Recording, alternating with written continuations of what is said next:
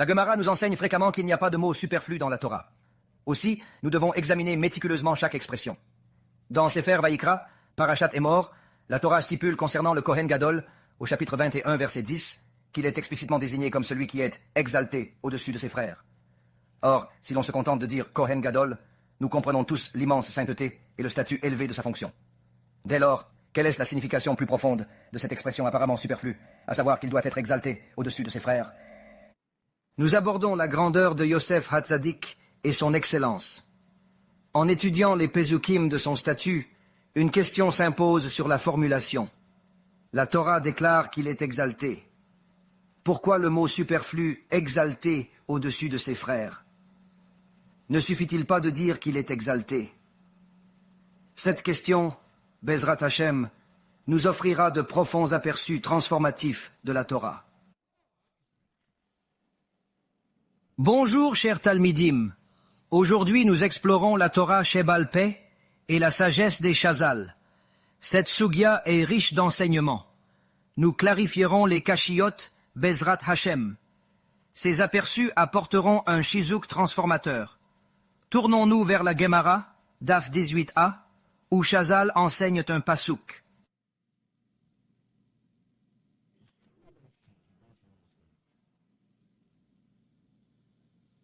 Bonjour Talmidim, et soyez les bienvenus à notre shur d'aujourd'hui. Nous poursuivons notre discussion sur la stature unique et les responsabilités du Kohen Gadol, notamment son exigence d'être élevé au-dessus de ses frères à divers égards. Penchons-nous à présent sur les paroles de nos sages dans la Gemara à ce sujet. Nous ouvrons la Gemara au traité Sanhedrin, Daf 18 Aleph. Nos sages nous enseignent ainsi concernant le verset qui parle du Kohen Gadol. La Gemara enseigne que le Kohen Gadol doit être élevé au-dessus de ses frères en force, beauté, sagesse et richesse. S'il manque de richesse, les autres Kohanim ont l'obligation de le faire exalter en lui donnant leur argent. C'est une obligation absolue de la Torah, non une suggestion ni une tzedaka. Ainsi, il doit devenir le Kohen le plus riche de tous. Le Kohen Gadol a un statut financier unique, exigé par la Torah. C'est une obligation absolue pour les Kohanim de le rendre le plus riche, ni suggestion, ni tzedaka. Cette exigence, soulignant l'immense kedusha de son rôle, assure sa concentration sur le service sacré représentant le klal Yisraël.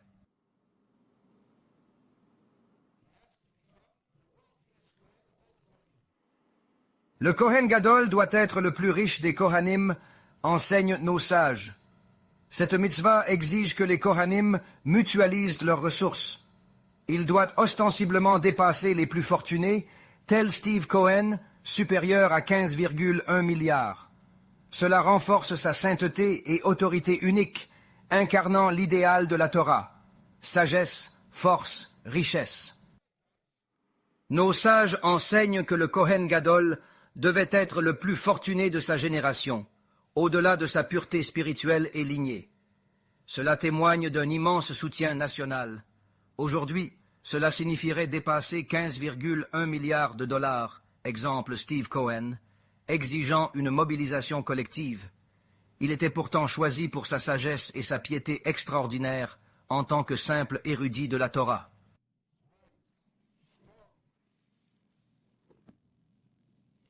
La Kehuna au Beit Hamikdash fut corrompue, des indignes l'achetant.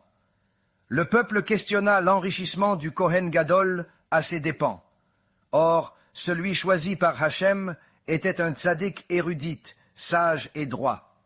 Il est crucial de distinguer le Kohen Gadol de mérite des corrompus, pour saisir sa sainteté et les devoirs du peuple. Shalom Aleichem, chers Talmidim.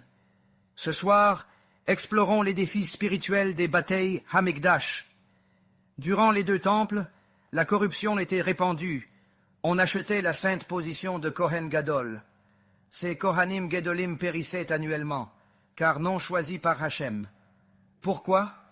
Méditons un instant avant d'y répondre. Pinchas HaKohen, avant d'être Kohen Gadol, travaillait intensément dans les champs, déblayant des rochers à la main, un labeur pénible. C'est cet homme dévoué que Hachem choisit pour la plus sainte position d'Israël. Les émissaires le trouvèrent toujours à son labeur, preuve de son dévouement inébranlable.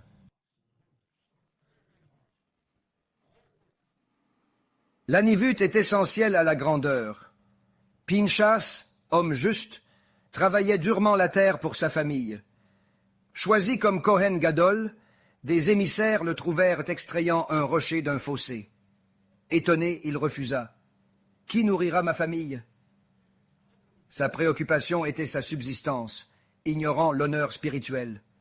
Les émissaires persistèrent.